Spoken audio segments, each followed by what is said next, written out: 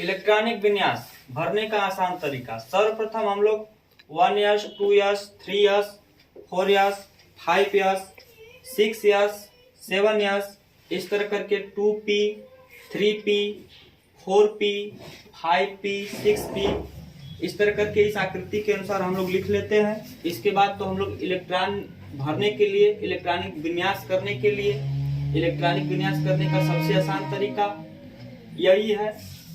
सर्वप्रथम electron 1s में जाएगा, आते समय इसमें भरेगा, जाते समय किसी में नहीं भरेगा, जाते समय नहीं भरेगा, फिर उधर से पुनः आते हुए 2s में भरेगा, फिर इस प्रकार से 2p में भरेगा, 3s में भरेगा, फिर इधर से जाएगा तो आएगा 3p में भरेगा।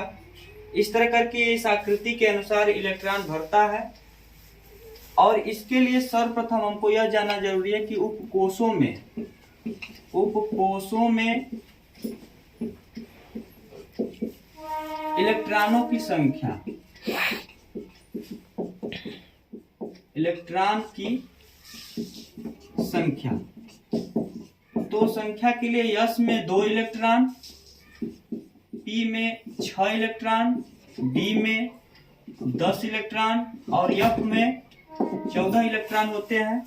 अर्थात जब हम लोग इसका इलेक्ट्रॉनिक विन्यास करेंगे तो इलेक्ट्रॉनिक विन्यास के लिए सर्वप्रथम 1s में भरा हुआ है तो 1s, s के पावर 2 इस तरह करके, फिर इधर से आते वक्त 2s तो 2s के पावर 2, इसके बाद इधर से आते हुए 2p के पावर 6, इसके बाद 3s के पावर 2 इस तरह करके हम लोग अंतिम 6d के पावर 10 तक जाते हैं।